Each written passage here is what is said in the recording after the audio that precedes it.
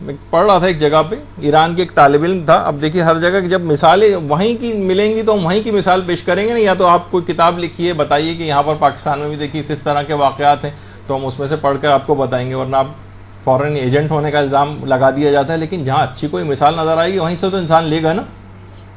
ایک مضمون لکھنے کو دیا گیا، میری زندگی کا بدترین دن. تو ایک بچے نے ایک مضمون لکھا تھا، میری زندگی کا بدترین دن وہ تھا کہ جب میں صبح کو اٹھا تو سورج نکل چکا تھا اور میری نماز فجر قضا ہو گئی تھی. بدترین دن تھا میری زندگی کا. تو آپ خود بتائیے کہ بچوں کے لحاظ سے کتنی زیادہ اس کی آج کل کتنے زیادہ ہمارے پاس ہر وقت ای میلیں اور یہ اور وہ مدرسے کے ایڈریس کے اوپر سب چیزیں آتی رہتی ہیں. خواتین پریشان ہیں اپنے بچوں کو نماز کا عادی کیسے بنائیں. بچہ کوئی نماز سننے پر تیار نہیں ہوتا. بہت پریشان ہیں لوگ اس سلسلے. دیکھیے خود ابھی امام خمینی کا تذکرہ ہو رہا تھا. باقاعدہ ہر وقت یعنی سوچیں مرجع لیول جو پوری دنیا کی طاقتوں سے ٹکر لیے ہوئے، لیکن کہیں پہ بھی کوئی بچہ نظر آتا تھا فوراً پوچھتے تھے بیٹا تم نے نماز پڑھی یا نہیں پڑھی. امام خمینی کی جو بہو تھی خانم طباطبائی ہیں، فرماتی ہیں کہ خود بچوں کو لے جا کر جانماز ان کے ہاتھ میں دیتے تھے کہ جاؤ وضو کرو اور نماز پڑھو. خود جانماز اٹھا کے ان کے ہاتھ میں دیتے تھے. اور کوئی بچہ ہوتا تھا اس کو نماز تھوڑی سی بھی دیر سے پڑھتے دیکھتے تھے تو جا کر اس کے پاس کہتے تھے کیا ہی اچھا ہوتا کہ تم اگر اول وقت نماز پڑھ لیتے. اور جو ان کے پوتے تھے، نواسے تھے، ان کا ایک نواسے جو خود چھوٹے تھے اور بعد میں تھوڑا سے نسبتاً جب بڑے ہوئے تھے تو اس وقت کا بات بتا رہے ہیں کہ ایک دفعہ امام خمینی کمرے میں نماز پڑھ رہے تھے تو میں ان کے پیچھے جا کر میں بھی کھڑا ہو گیا اور ان کے ساتھ ہی نماز شروع کر دی. بعد میں انہوں نے نماز کے ختم کرنے کے بعد مڑ کے دیکھا کہ میں ان کے پیچھے نماز پڑھ رہا تھا تو بہت خوش ہوئے اور اسی وقت اٹھ کر اپنی کچھ کتابیں جو ہیں وہ انہوں نے مجھے انعام میں تحفے کے طور پر دی. تو اب جیسے خود امام خمینی کی جو بھتیجی تھیں مریم پسندیدہ، آیت اللہ پسندیدہ ان کے بھائی تھے، ان کی جو بیٹی مریم پسندیدہ، وہ فرماتی ہیں کہ ہم 9 سال کے تھے اور شام میں تھے. امام خمینی مختلف علاقوں میں جلا وطن رہے اور پوری فیملی کے ساتھ جلا وطن رہے. تو کہہ رہے ہیں کہ ایک جگہ پہ نماز جماعت امام خمینی پڑھا رہے تھے، ہم تمام گھر کے افراد بھی اس نماز جماعت میں شریک ہوتے تھے. تو میں اس وقت 9 سال کے کچھ قریبی کی تھی کہ میں نے نماز جماعت میں کوئی غلطی کی. تو وہ فرماتی ہیں کہ میری والدہ نے مجھ کو نماز ختم کرنے کے بعد ٹوکا کہ تمہاری نماز صحیح نہیں ہے، تم نے فلاں چیز کی غلطی کی. مجھے بہت افسوس ہوا کہ میں نے اتنی محنت سے نماز پڑھی ہے. میں رونے لگی. میری رونے کی آواز سن کر امام خمینی پیچھے متوجہ ہوئے اور مجھے اپنے پاس بلایا کہ کیوں رو رہی ہوں. تو میں نے کہا کہ مجھ سے نماز میں فلاں غلطی ہو گئی جس سے میری نماز غلط ہو گئی. اس کے بعد وہ خود فرماتی ہیں امام خمینی کی بھتیجی کہ امام خمینی نے نماز مغرب کا یہ واقعہ ہے. نماز مغرب پہ فوراً بعد عشاء پڑھانی تھی لیکن 20 منٹ تک نماز کے مختلف مسائل مجھ کو بیٹھ کر سمجھاتے رہے اور نماز عشاء کو 20 منٹ تاخیر سے شروع کیا. 20 منٹ تاخیر سے، یعنی اتنی اہم چیز ہے یہ نماز. ہمارے ہم تو دیکھتے ہیں کہ فوراً بچے جس انداز سے ٹربو بوسٹ لگا کے جو کہ نماز پڑھتے ہیں چند سیکنڈ کے اندر پڑھ کے پتہ چلا آپ کمرے سے باہر گئے اور فوراً اندر آئے تو وہ نماز پڑھ کے بھی ختم کر چکے تھے. تو بعض اوقات ایک تو اتنی تیز رفتاری کے ساتھ نماز، وہ بھی ہم آگے چل کر ڈسکس کریں گے اس کو اپنی اگلی نشستوں میں کہ نماز کو بہتر سے بہتر کیسے بنائیں اور بچوں کو خود اس کا عادی کیسے بنائیں. تو 20 منٹ نماز عشاء میں تاخیر کی اور ایک چھوٹی بچی جو 9 سال کی بچی ہے اس کو بیٹھ کر 20 منٹ تک نماز کے مسائل سمجھاتے رہے اور 20 منٹ تاخیر سے شروع کی اور پوری جماعت انتظار کرتی رہی. اور اسی طریقے سے آیت اللہ خلخالی جو بعد میں وہاں پر چیف جسٹس وغیرہ کے عہدے پر بھی رہے، جو امام خمینی کے خاص شاگرد تھے، وہ فرماتے تھے کہ امام خمینی نماز کے معاملے میں اتنے حساس تھے کہ جو بھی طالب علم دیر سے نماز پڑھتے تھے ان کے اوپر بہت شدید ناراض ہوتے تھے اور وہ ہر وقت ڈرتے ہی رہتے تھے کہ امام خمینی کہیں درس دینا موقوف نہ کر دیں، بند نہ کر دیں، یا اس کو اپنی کلاس سے نہ نکال دیں کہ نہیں میں تم کو نہیں پڑھا سکتا کیونکہ تم نماز کو اول وقت میں نہیں پڑھتے ہو، کہیں درس دینے سے ہم کو منع نہ کر دیں. اور یہی وجہ ہے کہ امام خمینی کے متعلق ملتا ہے کہ وہ بلوغ سے بھی بہت پہلے سے نماز شب تک کے پابند تھے. سیدھے ہاتھ پہ امام خمینی کی تصویر، بلوغ سے بھی پہلے نماز شب کے اس حد تک پابند. اور خود ان کی زوجہ محترمہ یہ بات بیان فرماتی ہیں امام خمینی کی کہ امام خمینی رات کو نماز شب کے لیے اٹھا کرتے تھے اور لائٹ نہیں جلاتے تھے، اور ایک ٹارچ رکھی ہوئی تھی، اور ٹارچ کی روشنی بھی پاؤں کی طرف کر کے رکھتے تھے. ہماری طرح نہیں کسی کے ہاتھ میں ٹارچ آ جائے تو سب سے پہلے لوگ یہ آنکھوں پہ لائٹ مارتے ہیں، تو اس طرح سے نہیں کرتے تھے. تو پاؤں کی طرف جو ہے وہ ٹارچ کی روشنی رکھتے تھے. اور اس کے بعد جب نماز شب کے لیے وضو کرنے کے لیے جاتے تو نل جس جگہ پہ تھا وہاں پہ نیچے اسفنج انہوں نے رکھا ہوا تھا کہ پانی گرنے کی آواز سے دوسرے لوگ نہ کہیں اٹھ جائیں، تاکہ اس کی پانی گرنے کی آواز نہ جائے ان تک. تو اس طرح سے یہ افراد کی جو انقلاب لے کر آئے ہیں اور اسلام کو ایک بول بالا دنیا میں کیا، وہ نماز کی طاقت سے کیا. تو اور اسی طرح سے ان کی اپنی صاحبزادی خانم فریدہ مصطفی جو بیٹی ہیں امام خمینی کی، اور آج بھی تہران یونیورسٹی میں ہیڈ آف دی ڈپارٹمنٹ ہیں، پروفیسر ہیں اور پی ایچ ڈی ہیں. وہ خود یہ فرماتی ہیں کہ نماز ظہر سے آدھے گھنٹے پہلے وضو کر کے نماز سے پہلے دعاؤں میں اور اس میں مصروف ہو جاتے تھے، زیارات پڑھنے میں اور دعاؤں میں اور قرآن کی تلاوت میں. اور سردیوں میں جب فجر کے وقت اٹھتے تھے تو ہم سب کے لیے گرم پانی کا انتظام کرتے تھے اور اٹھا کر کہتے تھے میں نے تمہارے لیے پانی گرم کر دیا، اٹھو اور جا کر نماز پڑھو. یعنی پورے گھر کے لیے پانی کو گرم کر کے رکھتے تھے. جو بچوں کی تربیت کے حوالے سے بھی ہم نے ایک دفعہ سینئر کلاسز میں ذکر کیا تھا کہ بچوں کو نماز کا عادی بنانے کے لیے ضروری ہے سردیاں اگر ہیں تو ان کے لیے گرم پانی پہلے سے کر کے رکھیں، ورنہ ایسا نہ ہو کہ وہ مثلا ٹھنڈے پانی کی وجہ سے ان کو کوئی کراہیت ہو نماز سے. اور آغا آشتیانی جو امام خمینی کے بڑے قریبی رفقا میں شمار ہوتے تھے، وہ کہتے تھے کہ ہمیشہ نماز سے پہلے امام خمینی کی عادت تھی تلاوت قرآن ضرور کرتے تھے. ہماری طرح نہیں کہ بس فوراً بچھائی جائے نماز اور اللہ اکبر کہہ کے شروع کر دیا. آدھے گھنٹے پہلے سے مصلی پر آ گئے، تلاوت قرآن میں مشغول رہے، اور اس کے بعد پھر نماز کو اس انداز سے شروع کیا کرتے تھے. اور آیت اللہ خنصاری فرماتے ہیں کہ شدید برف باری ہو رہی ہوتی تھی. دیکھیے قم کی اور مشہد کی برف باری کتنی شدید برف باری ہوتی تھی. تو مدرسہ فیضیہ میں امام خمینی ہوتے تھے، تو مدرسہ فیضیہ میں اس کی تاریکی میں اٹھتے تھے اور برف کو توڑ کر وضو کرتے تھے. اس میں سے جو پانی نکلتا تھا، سوچیے کہ شدید برف باری ہو رہی ہے، برف کو توڑ کر وضو اس سے کیا کرتے تھے اور پھر نمازوں میں مصروف ہوتے تھے. آج بھی بہت سارے لوگ ان کی پیروی میں جو نماز کے پابند ہیں، نماز کا وقت ہو جائے پانی کہیں اویلیبل نہ ہو تو اسی طرح سے برف توڑ کر کیا کرتے تھے. اور اس کے بعد اذان فجر کے بعد حرم معصومہ قم جاتے تھے. اچھا یہ تو خیر مشہد ہے، لیکن مشہد میں بھی اب دیکھیے برف باری کا کیا ٹھکانہ ہوتا ہے. اسی طریقے سے قم ہے. تو امام خمینی پھر نماز فجر کے بعد حرم معصومہ قم کی طرف جاتے تھے. اور مسجد بالا سر جو خود حرم میں ہے، وہاں پر مرزا جواد ملکی تبریزی جو امام خمینی کے عرفانیت کے استاد تھے، ان کی اقتدا میں جا کر نمازیں پڑھا کرتے تھے. اور پھر اس کے بعد پھر مطالعے میں مصروف ہوتے تھے. امام خمینی کی جوانی کی تصویر، اس کے بعد پھر مطالعے کے اندر مصروف ہو جاتے تھے. اور ہر وقت کوشش یہ کرتے تھے کہ باوضو رہیں، کبھی بھی دائم الوضو تھے. بہت کم ایسا ہوتا تھا کہ کبھی ایسا موقع پیش آ جائے کہ ادھر وضو ٹوٹتا تھا اور دوبارہ وضو کر لیتے تھے. یہاں تک کہ بستر بیماری پر جب تھے تو جتنا بھی مستحبات تھے اس پر اس طرح سے عمل پیرا ہوتے تھے. دیکھیے یہ سب باتیں اس وجہ سے بیان کی جا رہی ہیں تاکہ آپ کے سامنے آ جائے کہ کوئی بھی شخص بڑا کیسے بن جاتا ہے. اس کی بہت ساری اس طرح کی چیزیں ہوتی ہیں کہ جن کے اوپر عمل کرنے سے وہ بڑا بنتا ہے، کہ الہی قوت اور طاقت اس کے اندر آتی چلی جاتی.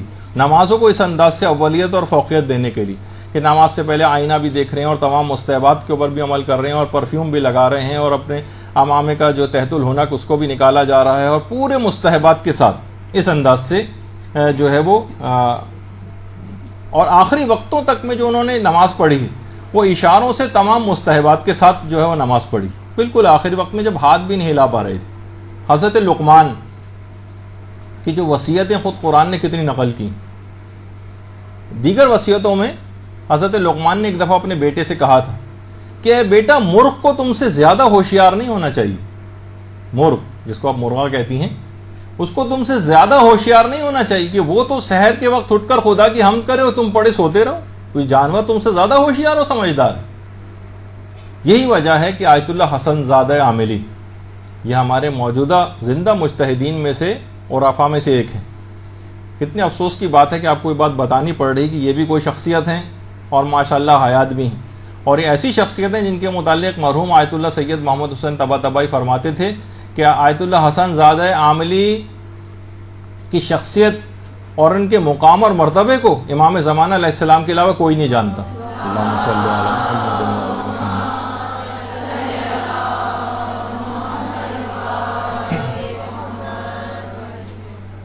ایک جملہ آیت اللہ حسن زادہ عاملی فرماتے ہیں کہ الہی مرخ کے لیے تو سحر ہو اور حسن کے لیے نہ ہو. دیکھیے بڑا آہوزاری کرتے ہوئے عرفا کی، الہی مرغ کے لیے تو سحر ہو اور حسن کے لیے سحر نہ ہو، اور چمگادڑ تو رات میں پرواز کرے اور حسن کے لیے پرواز نہ ہو. یعنی انسان واقعی سوچے کہ اپنے دن اور رات کو کس طرح سے عبادت الہی میں وہ گزار سکتا ہے. یہ جو علماء ہیں ان کو اتنا بڑا مقام اور مرتبہ یقین جانی کہ فقط نماز کی وجہ سے حاصل ہوا ہے. نماز اتنا دیکھیے اتنی اہمیت ہے کہ مسلمانوں کے عالم گزرے ہیں جن کا ہمارے علماء میں بہت عزت و احترام سے نام لیتے ہیں. حاتم عاصم بہرے کو کہتے ہیں، حاتم نام تھا. ایک دفعہ ایک عورت ان سے میں جو جملہ تھا نماز کے سلسلے میں وہ تو میں آگے چل کے آپ کے سامنے پیش کروں گا. ان کے متعلق ایک بات بتا دوں کہ ایک دفعہ ان کا انعام کیوں پڑا تھا. ایک دفعہ ایک عورت ایک مسئلہ پوچھنے کے لیے ان کے پاس آئی، اور جسمانی عوارض ہوتے ہیں انسان بعض اوقات جسم سے رہا خارج ہوئی آواز کے ساتھ. انتہائی شرم سے وہ عورت بالکل گڑ گئی کہ ایک عالم دین کے سامنے ایسا واقعہ ہو گیا. ایک مسئلہ پوچھنے آئی، انہوں نے فوراً بات بنائی کہ تمہاری آواز مجھے نہیں آئی مسئلہ پوچھنے کی، ذرا بلند آواز سے پوچھو.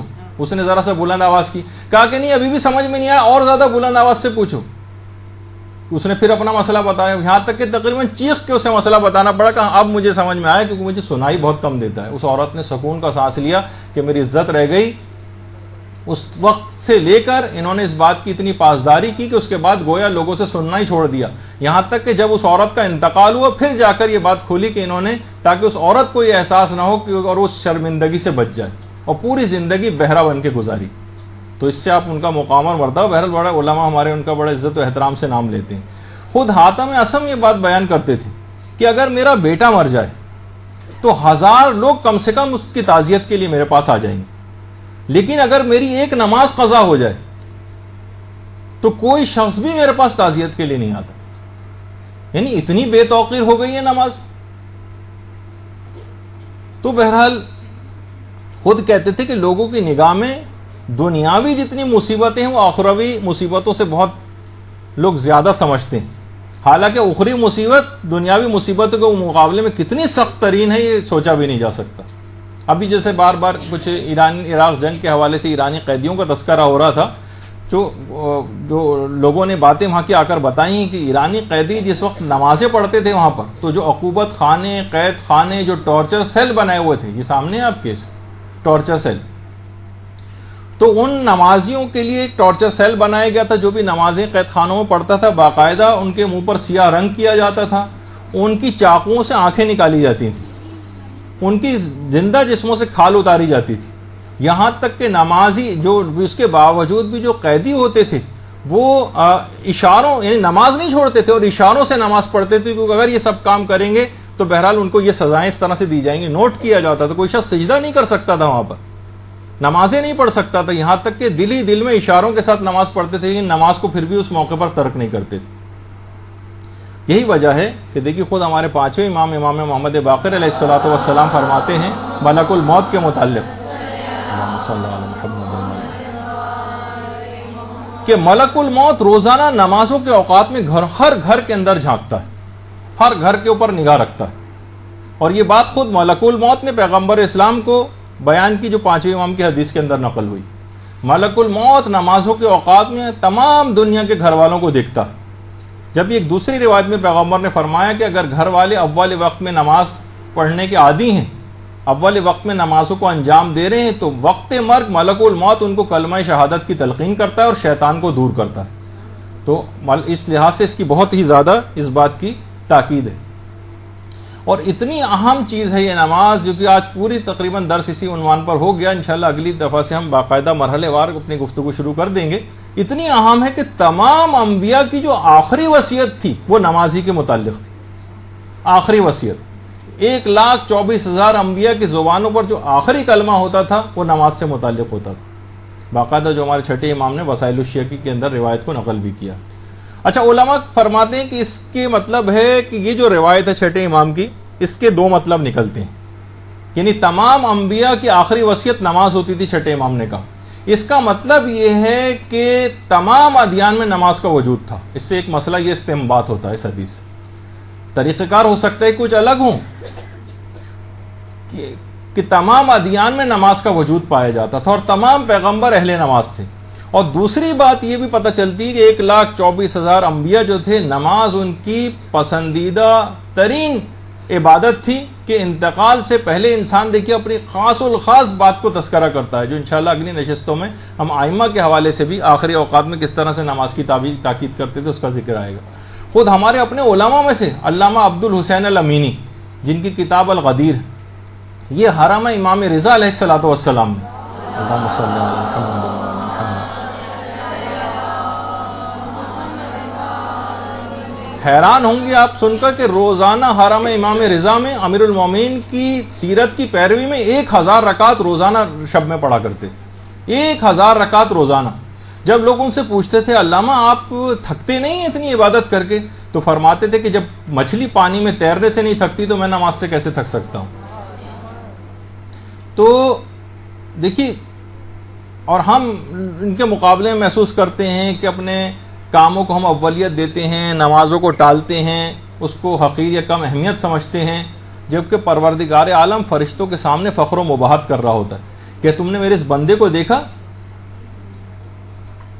جو نماز شب پڑھتا ہے، اس کے لیے فخر و مباحت کرتا ہے، اور بعض اوقات پروردگار عالم جو ان افراد کے اوپر تعجب کر رہا ہوتا ہے کہ جو نماز نہیں پڑھتے اور رزق تلاش کرتے پھر رہے ہوتے ہیں، کام کرتے پھر رہے ہوتے ہیں، کہ پروردگار کہتا ہے میرے اس بندے کو دیکھو کہ وہ خیال کرتا ہے کہ اس کی حاجات کی جو برابری ہے وہ میرے علاوہ کسی اور کے ہاتھ میں، رزق تلاش کرتا پھر رہا ہے، جبکہ رزق سب کو بانٹنے والا میں ہوں۔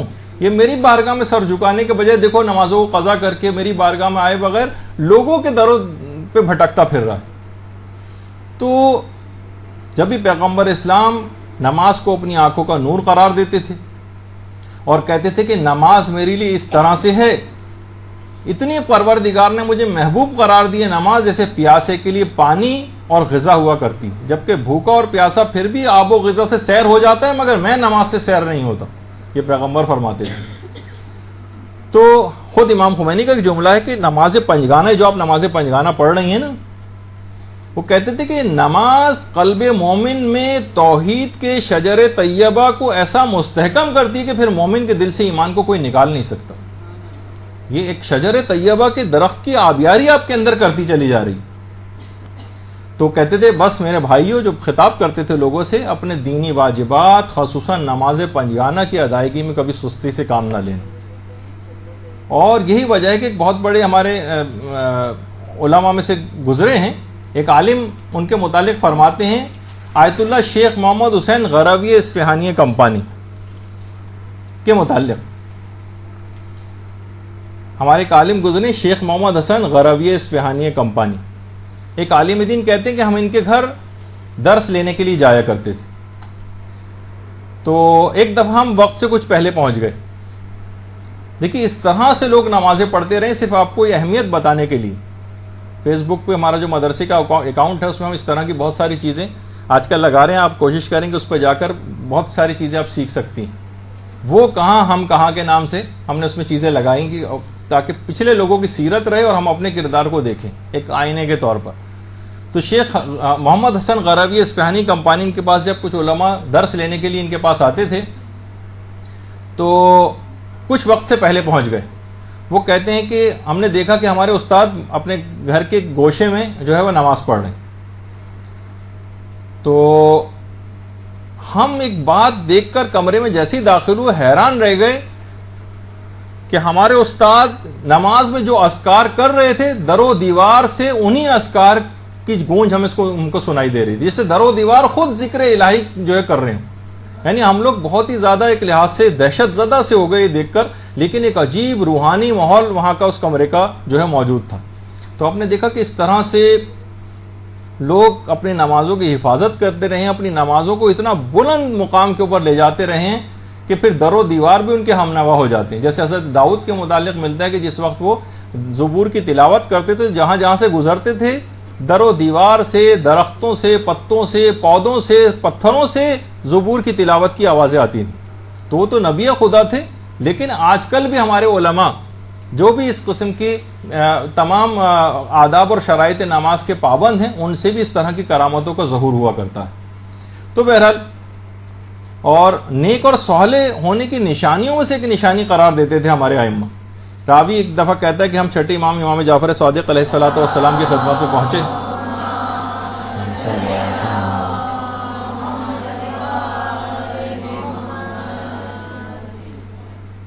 تو ہم نے اپنے ایک دوست کی بہت تعریف کی کہ مولا وہ بہت نیک اور صالح ہے، بہت ہی بہترین آدمی، بہت تعریفیں کی.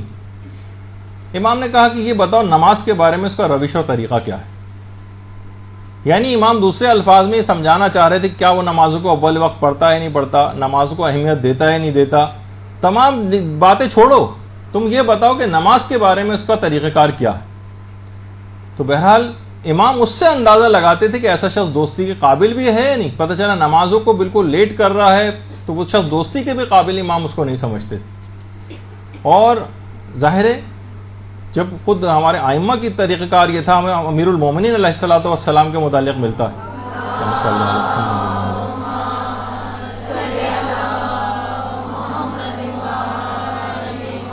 کہ جو 2 انگلیوں سے در خیبر کو اکھاڑتا ہے، اس کی نمازوں کے اوقات میں یہ حالت ہو جاتی تھی کہ مسجد کوفہ کی دیواریں پکڑ پکڑ کے سہارا لے کے جاتے تھے اور نماز کو ادا فرماتے تھے. اتنی طاقت اور ہمت نہیں رہ جاتی تھی کہ خدا کی بارگاہ میں کھڑا ہونا.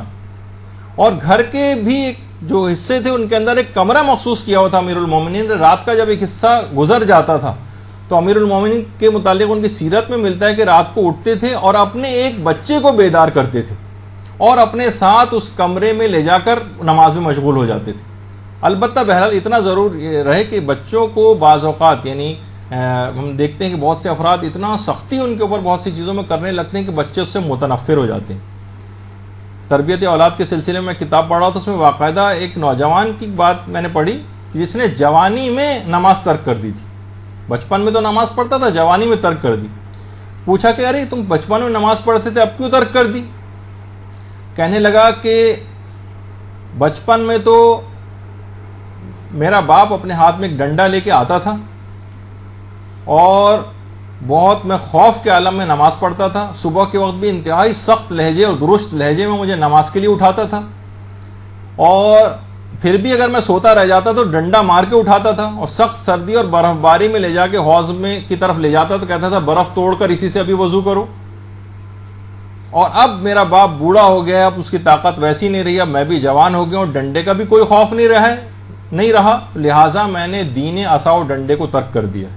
یہ باقاعدہ جملہ تھا. تو ایسی کوئی چیز نہ ہو، بچوں کو اس انداز سے ایسے طریقہ کار آپ اختیار کریں کہ بچوں کو نماز سے محبت ہو جائے، نہ کہ ڈنڈے وغیرہ ان کے اوپر برسا کر ان کو نماز کا عادی بنایا جائے، جو کہ اکثر اور بیشتر صاحبان ایمان اس قسم کے طریقہ کار کو اختیار کر جاتے ہیں. تو ہاں، جو اس طریقہ کار جن کو محبت ہوتی ہے نمازوں سے، جبھی ہمیں ملتا ہے کہ خود سوچیے کہ خانوادہ اہل بیت کے جو پروردہ افراد تھے، جیسے امام حسین کی بیٹی فاطمہ بنت الحسین سلام اللہ علیہ، درود بھیجیے اللہم صلی اللہ علیہ وسلم،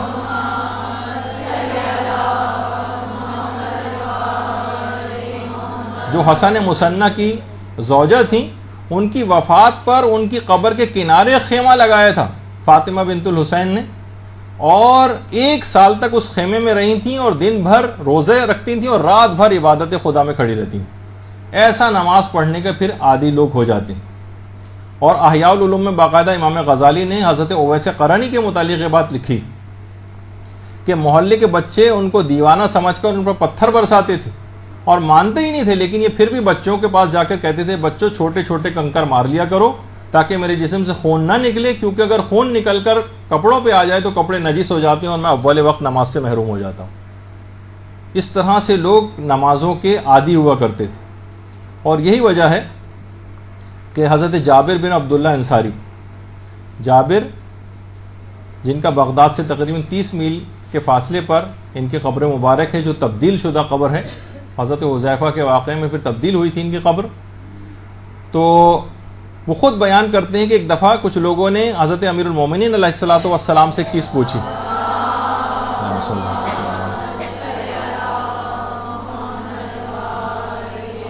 اور کہا کہ آپ یہ بات بتائیے کہ پیغمبر اسلام کا وقت انتقال پیغمبر کی زبان پر کیا جملہ تھا؟ تو انہوں نے فرمایا کہ رسول کے انتقال کے وقت ان کا سر میرے شانے پر تھا، اور پیغمبر اسلام یہ کہہ رہے تھے یا علی الصلاۃ الصلاۃ، اے علی نماز، اے علی نماز۔ اب ہم ایک چیز آپ کو کیسی دکھا رہے ہیں، اس کو ذرا غور سے دیکھیے۔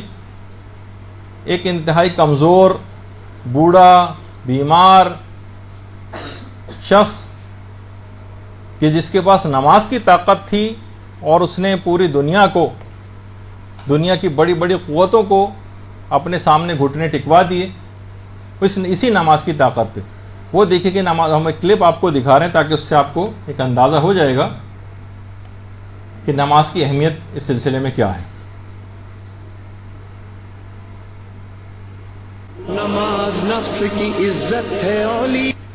اچھا، اب یہ آپ دیکھیے کہ امام خمینی کو بستر مرگ پہ ہیں، اور کس انداز سے ان کو وضو کروایا جا رہا ہے، کتنی مشکلات میں، جبکہ لوگ نمازوں کو چھوڑتے ہیں۔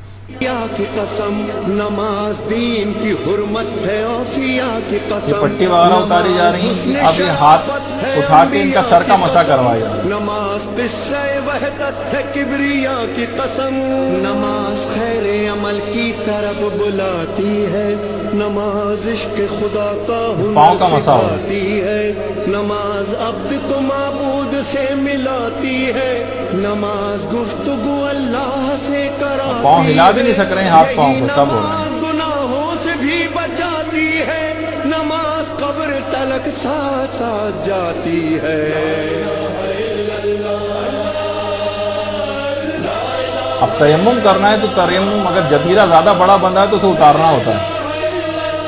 نماز نفس کی عزت ہے، اولیاء کی قسم نماز دین تمام مستحبات پہ عمل کرتے تھے، یہاں تک کہ امامہ باندھنا، اس کا تحت الحنک نکالنا بستر مرگ پہ بھی ترک نہیں کیا۔ قصہ وحدت ہے، کبریا کی قسم نماز خیر عمل کی طرف بلاتی ہے، نماز عشق خدا کا ہنر سکھاتی ہے، نماز عبد کو معبود سے ملاتی ہے، نماز گفتگو اللہ سے عطر لگا کے نماز پڑھنا، تو پرفیوم منگوایا، نماز گناہوں سے بھی بچاتی ہے، نماز پرفیوم چھڑکا، 70 گنا زیادہ ثواب جاتی ہے۔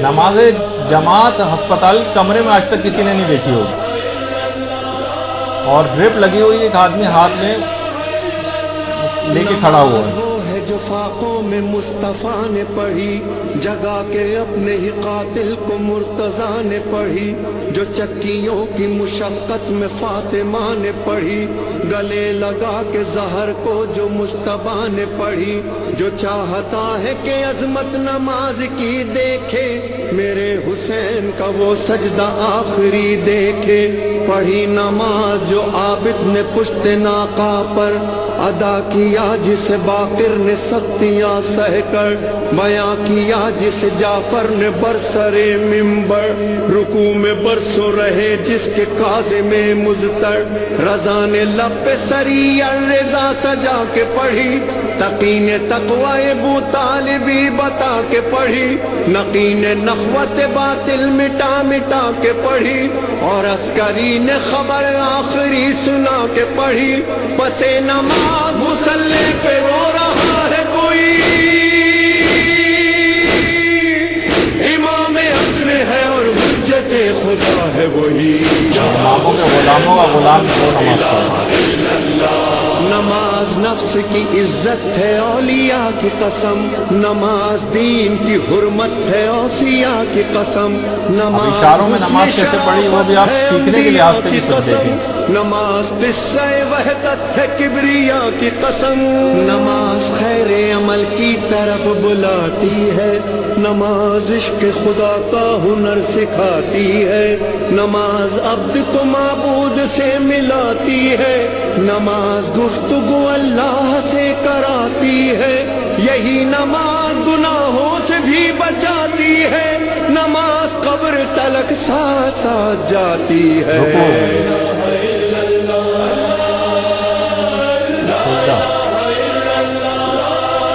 دوسرا سجدہ،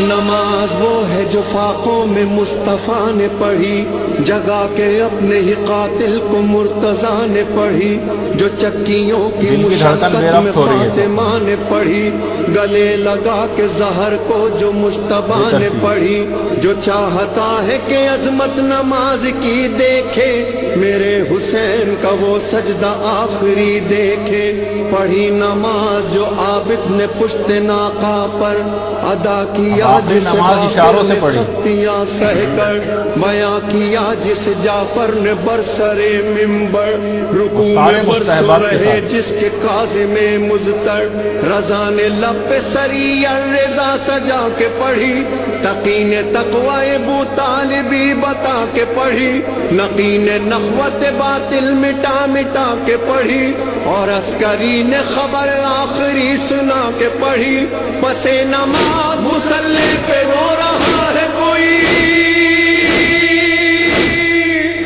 امام عصر ہے اور حجت خدا ہے وہی، جہاں حسین وہاں لا الہ الا اللہ، جہاں حسین وہاں لا الہ الا اللہ۔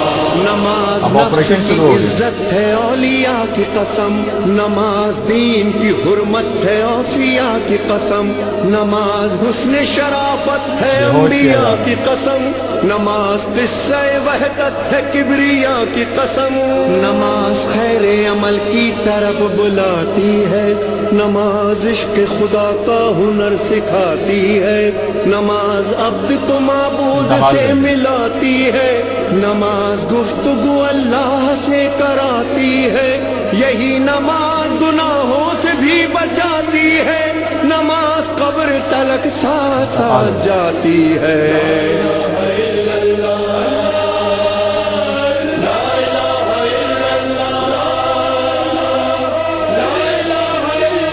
بیٹے احمد خمینی